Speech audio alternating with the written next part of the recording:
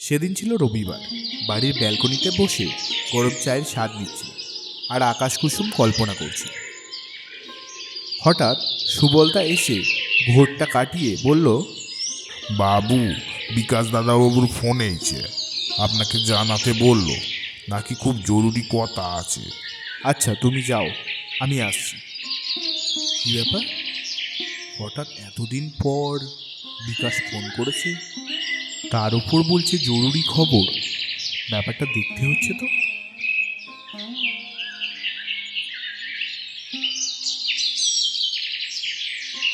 Hello বিকাশ, তারপর বল, এতদিন পর কি জরুরি খবর আনলি?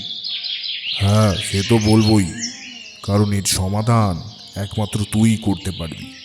তবে আমি সে কথা ফোনে বলবো না, দেখা করে সব কথা বলবো তোকে। তাই নাকি? খুব কনফিডেন্সিয়াল খবর মনে হচ্ছে। তা আমরা কোথায় দেখা করব?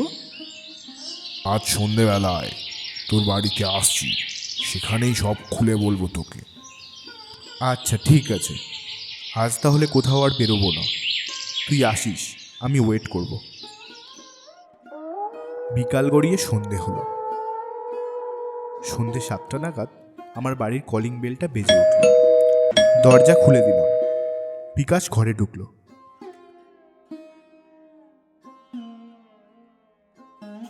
বিকাশ আমার কলেজের সময়ের বন্ধু।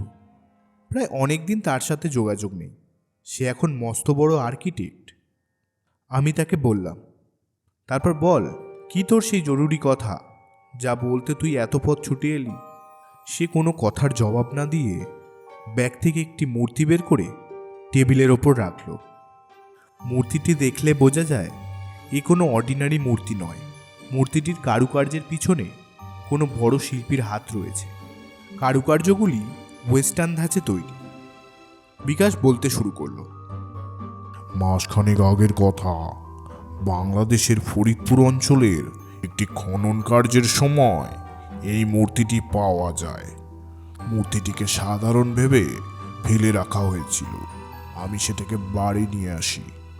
এরপর থেকে বিভিন্ন রকম অ্যাক্টিভিটি শুরু হয়েছে আমার বাড়িতে। বানানো খাবার নষ্ট হয়ে যাচ্ছে, আমার পোষ্য কুকুরটি বীভৎস চিৎকার করে মৃত্যু, আরও কত কি। শুনেছিলাম তুই নাকি প্যারানর্মাল অ্যাক্টিভিটি সংক্রান্ত রিসার্চ করছিলি, সেজন্য তোর কাছে নিয়ে আসলাম, যদি এটার কোনো উপায় করা যায়। মূর্তিটি আমি ভালো করে দেখলাম। মূর্তিটিতে এশিয়া স্পেসিফিক কারুকার্যের কোনো ছাপ নেই।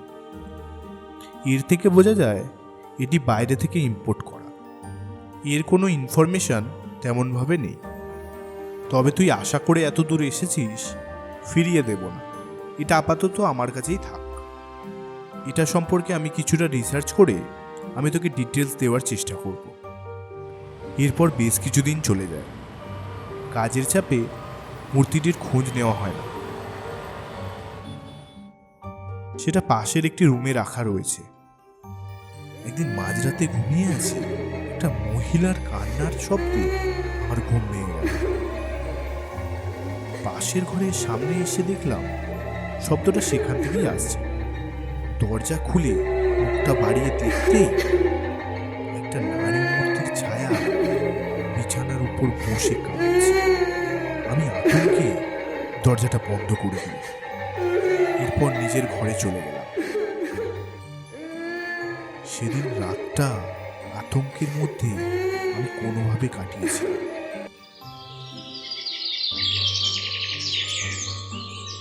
পরদিন আমি হন্তদন্ত হয়ে এই মূর্তিটি বিষয়ে সার্চ করে হতচকিত হয়ে গেলাম। আমি সঙ্গে সঙ্গে বিকাশকে ডেকে পাঠালাম। আমি রিসার্চ করে যেটা জানতে পেরেছি, এই মূর্তিটি মেরি রোজের। মেরি রোজ? সেটা কি জিনিস? সেটা বিদেশি ভাষায় ব্ল্যাক ম্যাজিক বা জাদুটোনার একটা অংশ। এই ব্ল্যাক ম্যাজিকের আবিষ্কর্তা জোসেফ ল্যাংফর্ড। তার স্ত্রী কম বয়সে মারা গেলে তিনি মৃত স্ত্রীর শোলটাকে একটি মূর্তির মধ্যে কয়েদ করে ফেলে। এইভাবে সে তার পরজাগতীয় স্ত্রীর সঙ্গে সম্পর্ক রেখেছিল। ব্ল্যাক ম্যাজিকটি বিদেশে কিছুদিনের মধ্যেই বহুল প্রচলিত হয়ে পড়ে ও ও ব্যবহৃত হতে থাকে, ফলে সরকার তাতে নিষেধাজ্ঞা জারি করে, অর্থাৎ ব্যান করে দেয়।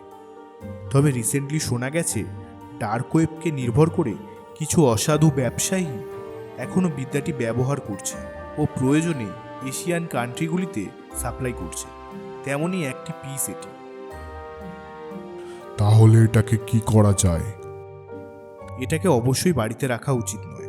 আমার মতে এটাকে মাটি খুঁড়ে পুঁতে দিলে সমস্যার সমাধান হতে পারে। সম্পূর্ণ গল্পটি দেখার জন্য আপনাদেরকে অসংখ্য ধন্যবাদ। লাইক সাবস্ক্রাইব করে আপনারা কার্টুন ফার্টুন চ্যানেলের পাশে থাকুন এবং আপনারা আরও কীরকম ধরনের গল্প দেখতে চাইছেন সেটা আমাদেরকে লিখে জানান কমেন্ট বক্সে। আজকের মতো বিদায়। আবার আমরা ফিরব নতুন গল্প নিয়ে। ধন্যবাদ।